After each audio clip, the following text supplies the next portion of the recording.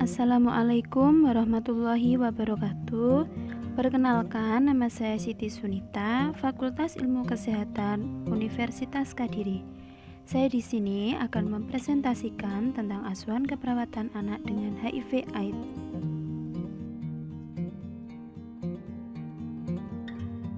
Apa sih HIV/AIDS itu? Human Immunodeficiency Virus atau HIV adalah retrovirus yang biasanya menyerang makrofag dan sel T dalam sistem imun manusia. Infeksi HIV dapat menyebabkan kondisi yang disebut dengan Acquired Immune Deficiency Syndrome atau AIDS. AIDS adalah salah satu penyakit retrovirus epidemik menular yang disebabkan oleh infeksi HIV, yang pada kasus berat bermanifestasi sebagai depresi berat imunitas seluler dan mengenai kelompok resiko tertentu. Data kasus HIV di Indonesia, ada 33.660 kasus total kumulatif 242.699 orang terinfeksi HIV menurut Kemenkes RI 2017. Jumlah kumulatif AIDS dari tahun 1987 sampai dengan bulan Maret tahun 2019 sebanyak 115.601 orang. 5 provinsi dengan jumlah AIDS terbanyak, yang pertama adalah Papua dengan jumlah 22.544 orang, Jawa Timur 20.113 orang, Jawa Tengah 10.548 orang, DKI Jakarta 10.116 orang, Bali 8.147 orang.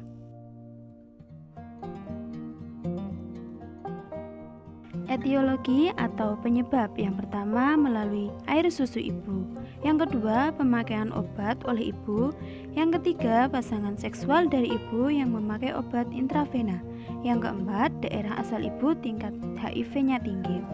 Maksud dari daerah asal ibu tingkat HIV-nya tinggi ialah daerah tinggal ibu banyak yang melakukan seks bebas tanpa alat kontrasepsi dan memakai narkoba suntik secara bergantian, sehingga anak bisa tertular melalui 4 hal tersebut.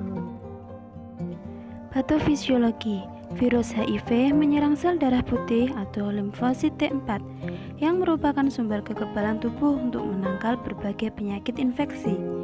Dengan memasuki sel T4, virus memaksa limfosit T4 untuk memperbanyak dirinya, sehingga akhirnya menurun, menyebabkan tubuh mudah terserang infeksi dari luar. Hal ini menyebabkan kematian pada orang yang terjangkit HIV/AIDS.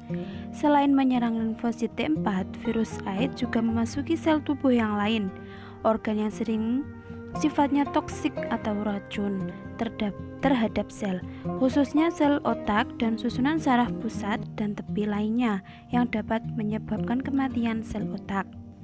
Sel darah putih berfungsi untuk menghasilkan antibodi. Jika sel darah putih menurun, imun kita juga ikut menurun, sehingga virus atau bakteri bisa masuk ke dalam sel tubuh kita.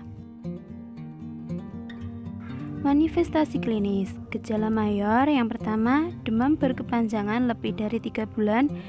Yang nomor 2, diare kronis lebih dan 1 bulan berulang maupun terus-menerus. Yang nomor 3, penurunan berat badan lebih dari 10% dalam 3 bulan. 2 dan 3 adalah gejala utama HIV. Gejala minornya ialah batuk kronis selama 1 bulan, infeksi pada mulut dan tenggorokan disebabkan jamur Candida albicans, pembekakan kelenjar getah bening di seluruh tubuh yang menetap, munculnya herpes zoster yang berulang, bercak-bercak dan gatal-gatal di seluruh tubuh. Asuhan keperawatan. Hari Senin tanggal 23 November 2020 sekitar jam 9 waktu Indonesia Barat, Ibu Ana umur 38 tahun membawa anaknya yang bernama Setiawan 7 tahun ke rumah sakit dengan keadaan anaknya semakin hari semakin memburuk. Berat badannya menurun, nafsu makannya berkurang, kurus, demam, batuk lama, sesak nafas, nyeri dada, dan luka yang tidak sembuh-sembuh. Dari data rumah sakit, anak tersebut didiagnosa terkena HIV/AIDS. Setelah dilakukan pemeriksaan fisik, terdapat infeksi pada tepi kelopak mata, mata merah, perih, gatal berair, adanya stomatitis gangrenosa atau pembengkakan, gusi bengkak, pendengaran menurun.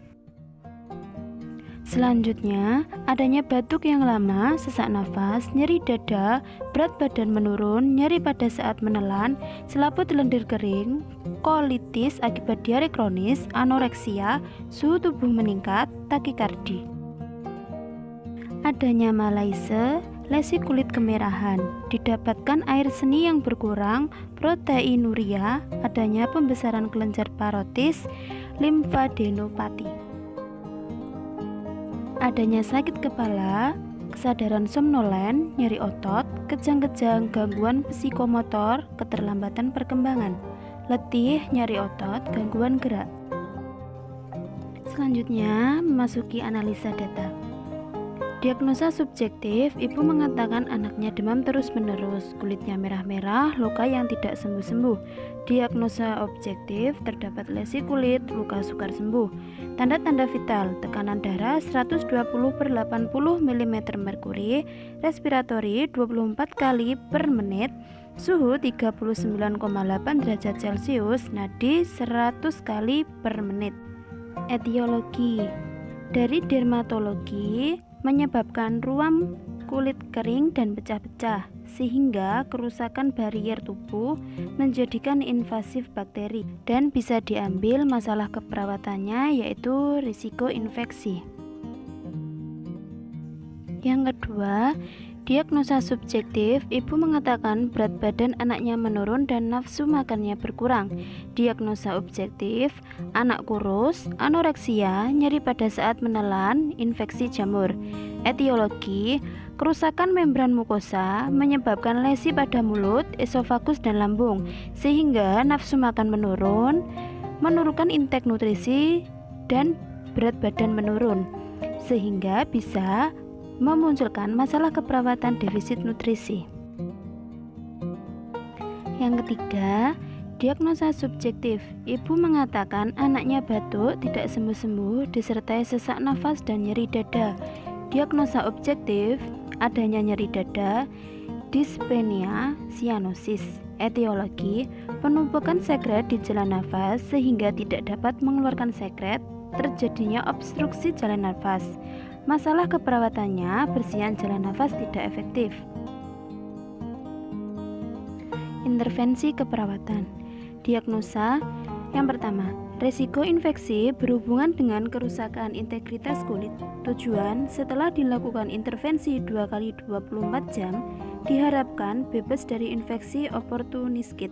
Kriteria hasil, tanda-tanda vital, tekanan darah 100/70 mm merkuri, respiratori 20 kali per menit, suhu 38 derajat Celcius, nadi 90 kali per menit. Mencapai masa penyembuhan luka atau lesi, tidak demam dan bebas dari pengeluaran atau sekresi dan tanda-tanda lain dari infeksi.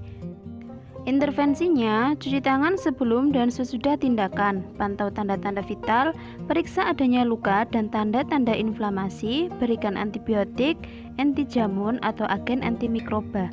Rasional, mengurangi resiko kontaminasi silang, mencegah penularan, mengidentifikasi proses infeksi dan untuk menentukan metode yang akan dilanjutkan. Diagnosa nomor 2, defisit nutrisi berhubungan dengan ketidakmampuan menelan makanan. Tujuan, setelah dilakukan pengajian selama 2 kali 24 jam, diharapkan kebutuhan nutrisi pada anak terpenuhi. Kriteria hasil, terlihat adanya pertumbuhan berat badan anak, terbebas dari tanda malnutrisi, untuk mengetahui cara pemberian makan dan kebutuhan khusus untuk anak. Intervensi, kaji berat badan dasar, observasi koordinasi refleks menelan, infeksi rongga mulut, tinjau ulang diet sesuai usia. Rasional, adanya tambahan berat badan pada anak, pola motorik oral abnormal dapat merusak pemberian makan, sariawan merusak kemampuan makan, adanya infeksi memerlukan alternatif teknik pemberian makan. Diagnosa nomor 3, bersihan jalan nafas tidak efektif berhubungan dengan sekresi yang tertahan.